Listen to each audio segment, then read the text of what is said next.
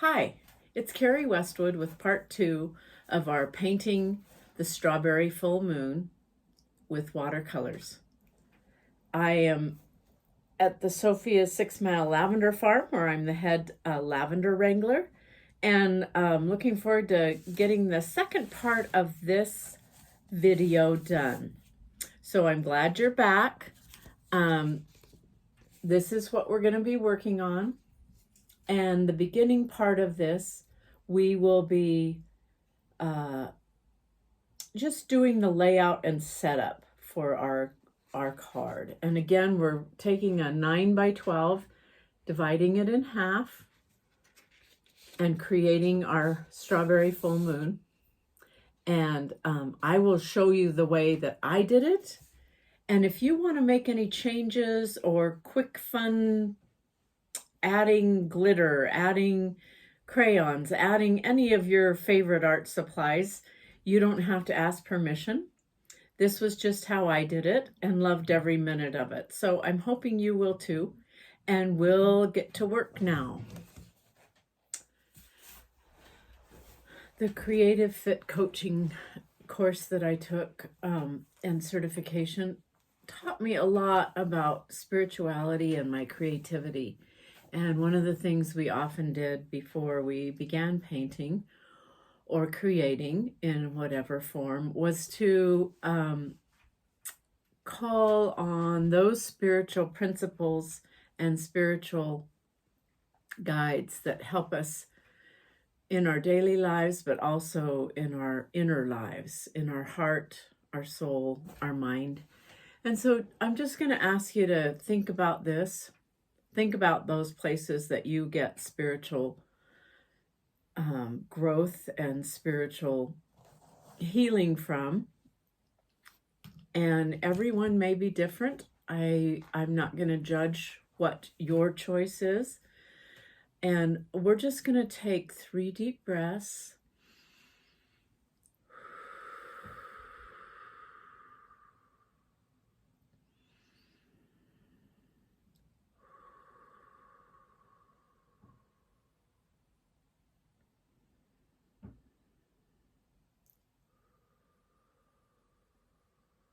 And I'm just going to tone with our crystal bowl the vibration of the heart.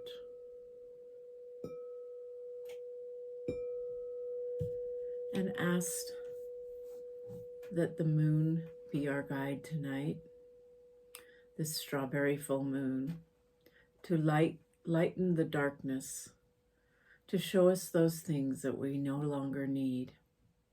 What is it that we need to release in the full light of the full moon?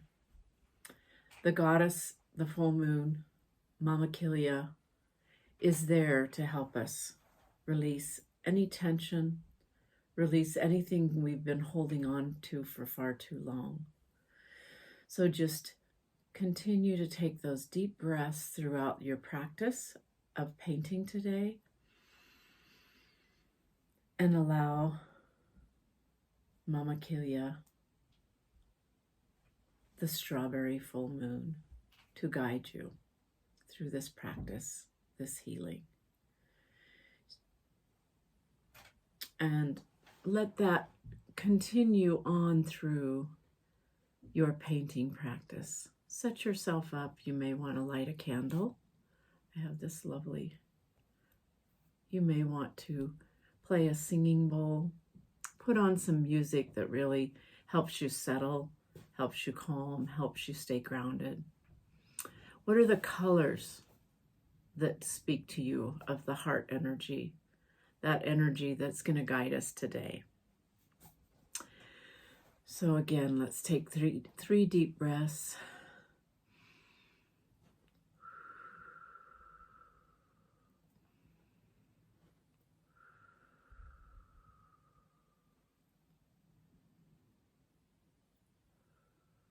What is it we want to release? What is it that the strawberry full moon is guiding us to release? Letting go allows room for your next level of abundance to come through. whenever you're in the process of painting and you find yourself a little bit lost as what to do next, let those 3 breaths guide you. Just ask for that healing, or ask for that information to come through to you in prayer or meditation. Whatever is your way of connecting to your spiritual world. So now I'm just going to show you the next part of the practice, the painting part of the practice, and we will begin part 2, the meditation, setting up and getting ready, and maybe playing some music that helps you relax, helps you get grounded, and helps you connect to your heart, your soul. So we're going to start. I'm using a round object. If you happen to have a compass, or, there are many round things and it doesn't have to be this exact size. So I've just grabbed my painter's tape because it feels about right for filling the page as well as proportion-wise for the page. And I'm going to just make a light circle with my pencil. And I don't know if you can even see those lines. They're so light. But I'll try to get it to that. The next thing I'm going to do, and you can use your guide or you can freehand it, but I have some of this lovely drawing gum. And what it does is it is a paint resist. So when you put it on, you will, that will be where the paint stops. So it works really nicely. You do have to let it dry before you start painting. So that may take us a few minutes. This is a great tool if you're painting and want a really clean line, or to keep your colors from running. This is something I get from Let's Paint. I forgot the name of the company. Let's Make Art, sorry. And I really like it. They have a lot of really nice products that I've enjoyed.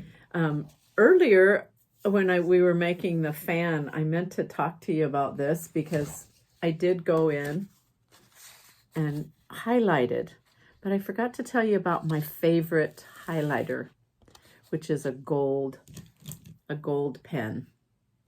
And again, I can't remember if I got this on Amazon or I got it from Let's Make Art.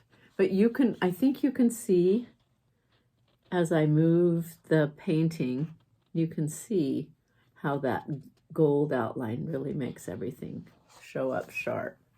So it's just kind of a fun tool to use to highlight things.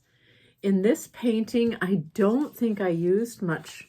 I used metallic paints, not fully metallic, but just sparkly for the moon, and then just regular paint for the rest of it. So we're going to just let this dry. Make sure your gum is completely dried before you start painting, because if you paint too soon, it will get gummy and weird and not dry, and then you won't be able to get it off in the purpose that you're using it for.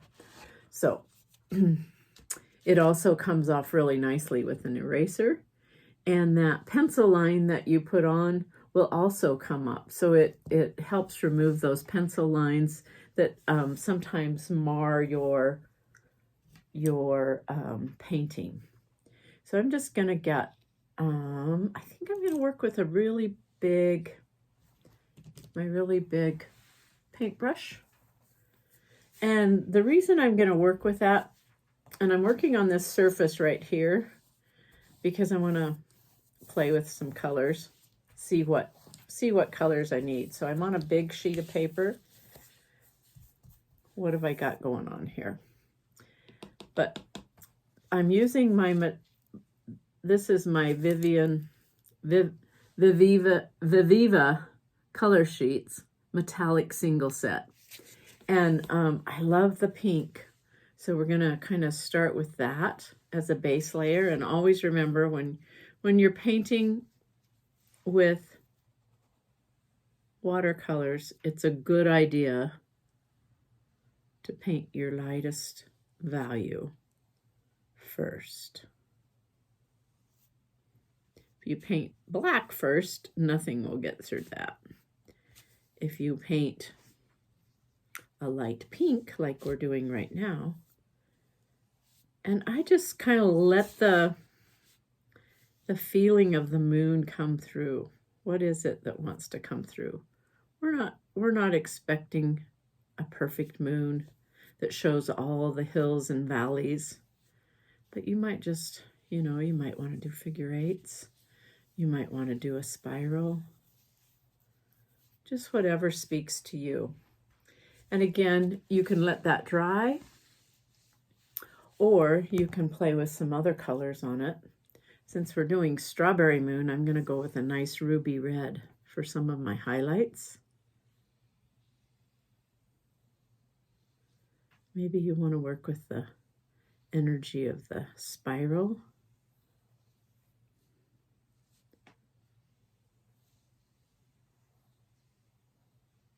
And the paintbrush I'm using is a number 1.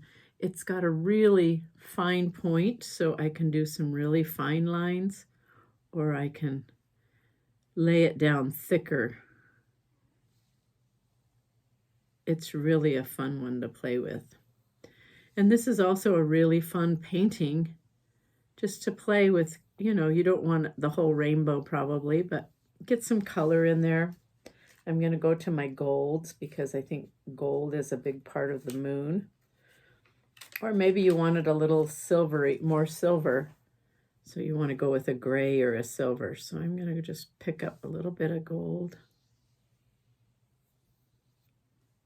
And that really isn't going to affect the actual color that I've got down, but it's going to make it a little shinier, a little brighter, a little more like a full moon. So I'm going to put some gold around the outside. And you can actually tape down your painting if you want to. Mine seems to want to move all over the place.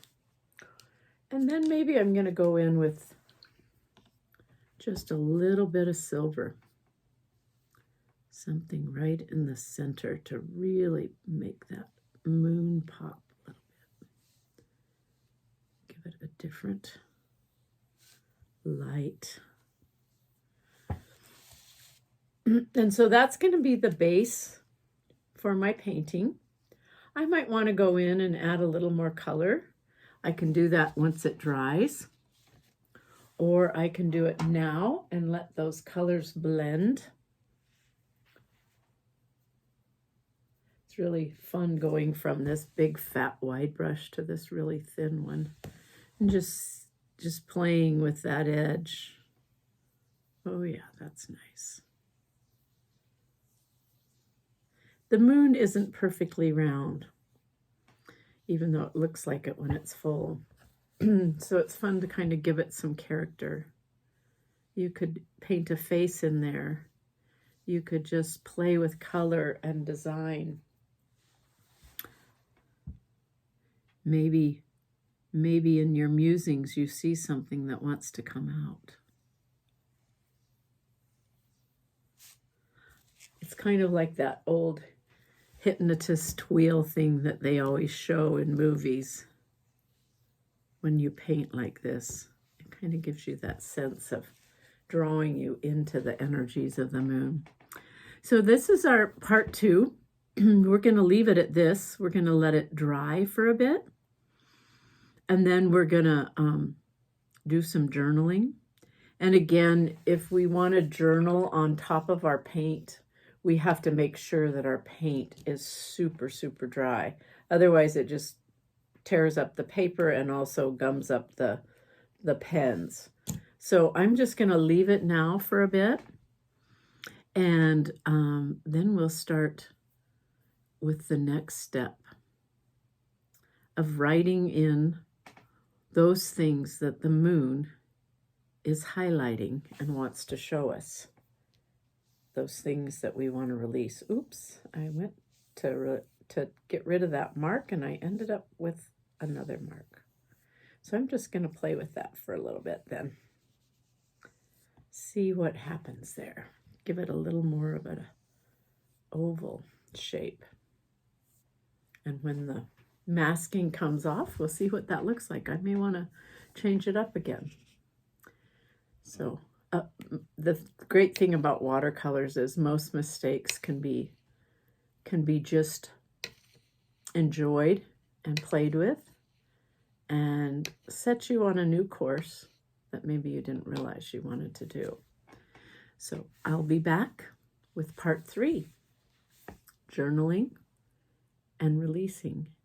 And then we will begin our garden, our strawberry moon. And if you have a chance to go out and view the moon and spend maybe 10 or 15 minutes meditating under the light of the moon and just asking Grandmother Moon, what is it that I need to look at? What is it I need to open to? What are the things I need to release now in the light of the full moon?